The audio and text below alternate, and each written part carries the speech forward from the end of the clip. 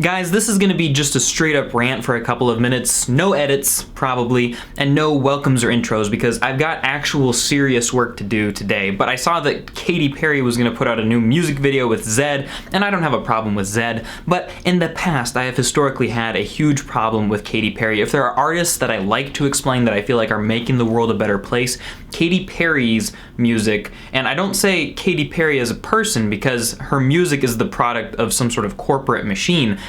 She is the antithesis, her music, sorry, is the antithesis to a lot of the good lyrics in the world. There's no excuse for a lot of the stuff she puts out. You can watch past rants that I've done about her music. And to be fair, like, I liked some of the music that she used to put out when it was just like, hey, I'm gonna make some like pop party music and it's gonna be fun. And then she gave us some pop party music, California Girls, even Dark Horse, stuff like that, where it was like, she had a job, she knew what it was, she stayed in her lane. But the thing that really tripped me up was when, right before the Witness album, she tweeted about how this is gonna be a new era of purposeful pop. And it was during, I think, like the 2016 American presidential election, and so it really seemed like, okay, we're gonna get some like anti-Donald Trump stuff here, and whatever side you come down in politics, this will apply to you all. But basically what she said was, I'm gonna have something to say, and I'm gonna take part in a conversation and make something meaningful.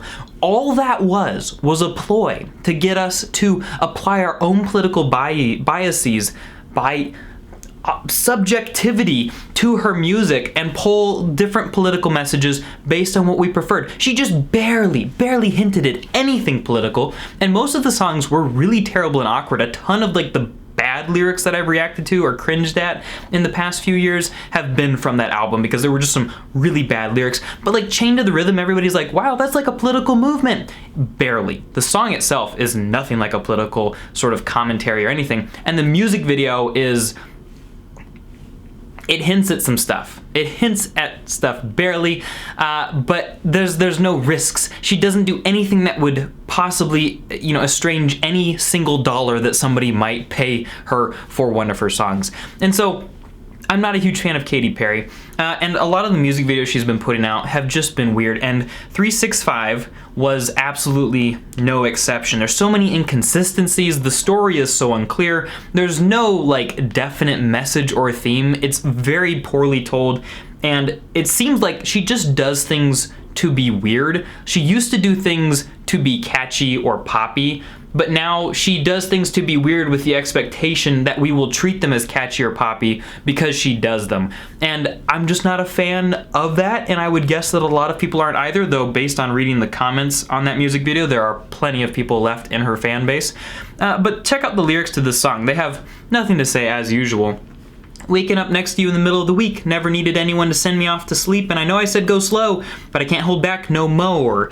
Get a premonition, this ain't gonna be a fling. You make a weekend feel like a year, baby, you got me changing 24/7, I want you here. I hope you feel the same thing. Now, this almost could have become some sort of commentary on obsession with somebody else, and could have gotten into some sort of a deep idea, but she stays completely surface level, and it's just, I think about you all the time, 24/7, 365, and not... We won't even dive in to how it's basically just a stack of cliches here. You know what, we will. I want you to be the one that's on my mind. 24/7, 365. I think about you all the time. Lock it up in a heartbeat. I want to just let go. Yeah, there's hardly an original thought in the song. It's just a compilation of cliches stitched together. And instead of talking about anything serious, it's just some sort of like obsession, but she doesn't even commit so far as to say whether it's a healthy obsession or an unhealthy obsession. There's no commentary, and I am the last person to require that somebody makes commentary in their art. I'm fine with letting art just be art, but this is less than fun. This is like, there's fun, but this has absolutely nothing of substance, and it's just like one sentiment on repeat again and again. Thematically, it's less than droning. Now, if you watch the music video, it's some sort of like Geneva, Sweden like test facility, but we don't ever really understand what they're testing or why. And at the beginning, it's somebody asking Zedd like, hey, can you do this experiment? And he's like, yeah, I can do it. And can you return to normal after the experiment's done? And he says, yeah. But the lie detector, I guess, says, oh, there's some sort of irregularity. But he doesn't do anything. There's no reason that he would have to go back to normal because almost nothing happens to him in the experiment. I think it's supposed to be some sort of experiment with like what obsession with somebody does to something. But speaking as somebody who teaches a research class, there is certainly almost nothing scholarly or reputable about this study in any way. Not that it has to be, it's a music video, but the story isn't consistent. And so it goes on and they're testing some sort of like robot version of Katy Perry, which at first I was like, oh, this could be interesting. Maybe she is responding to people like me who think that she's just some sort of automatic pop robot and that she just puts out the next thing that people want to hear, like some sort of automatic 25-cent jukebox. But no, this is completely sincere as far as I can tell, and she's just being a robot who's part of a test. And so they have this robot and they test her out on this like person, or not even a person, it's like a robot bear. Why? I don't know why the robot bear is there. Nobody does, because there's no reason. It's just her, again, being weird because it's cool, or something stupid like that. So they're watching the guy after they test the robot. She's obviously very awkward as a robot and has I'm gonna get in trouble for saying this, but has about as much personality as most of Katy Perry's songs anyway. They're watching like the guy run on a treadmill and like he's ready, as if though running on a treadmill was preparation for anything that's coming up. Basically, he just stays in a house with robot Katy Perry and she is obsessed over him, but we barely see any of that developed. She just stares at him and hugs him and just looks creepy all the time. I haven't a clue. Apparently, too, this robot can control the lights in the house, which seems to have nothing to do with the experiment whatsoever. Of course, we do have Absolute Vodka show up. They even like place set it. Like it's not even subtle how much they're trying to advertise the Absolute Vodka.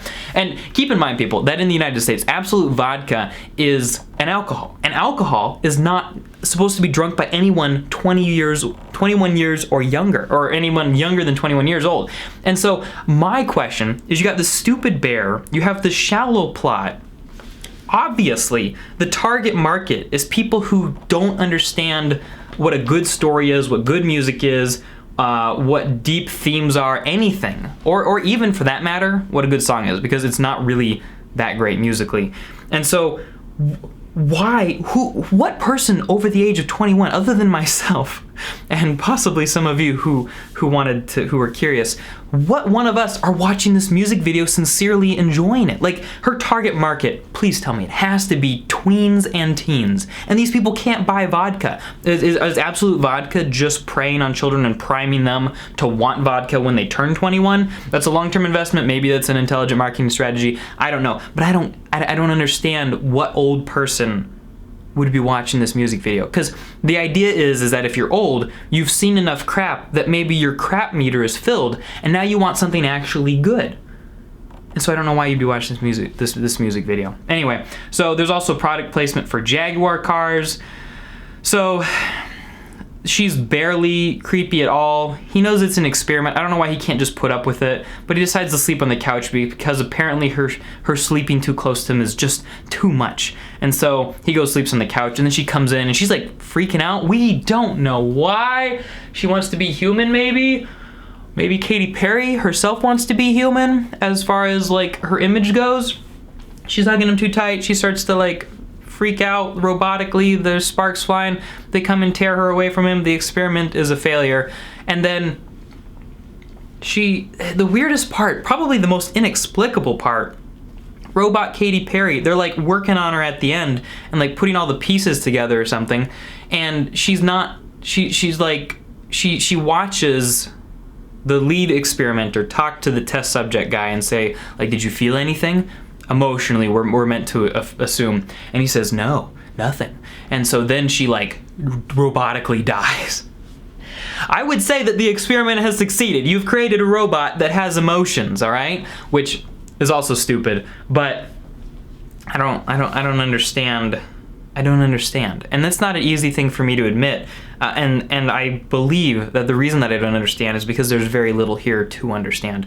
So robotic Katy Perry is dying, and she sees a pile of other robots just like her who wake up, and her eyes turn into a little heart. And so it's like as soon as Katy Perry sees a version of herself, all of a sudden she's in love again. So what is this? Some sort of like just off the cuff at the very last minute, literally the very last minute of the music video, just like, hey, don't forget you gotta love yourself, not be obsessed about other people, because that seems like the kind of cheesy, stupid moral that we would get heavy-handed shoved down our throats so much that we start to gag in 2019. But I don't know. Maybe it's a little bit more subtle than that. If so, it's so subtle that the only thing that rises to the top is absolutely garbage.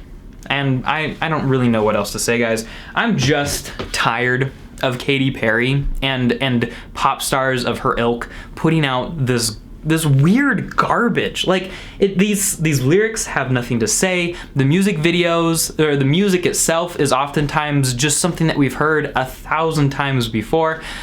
And then you have music videos like this that, I don't know, they seem to have the appearance of depth, like they're trying to say, hey, look, there's something deep here. We've got something we gotta say.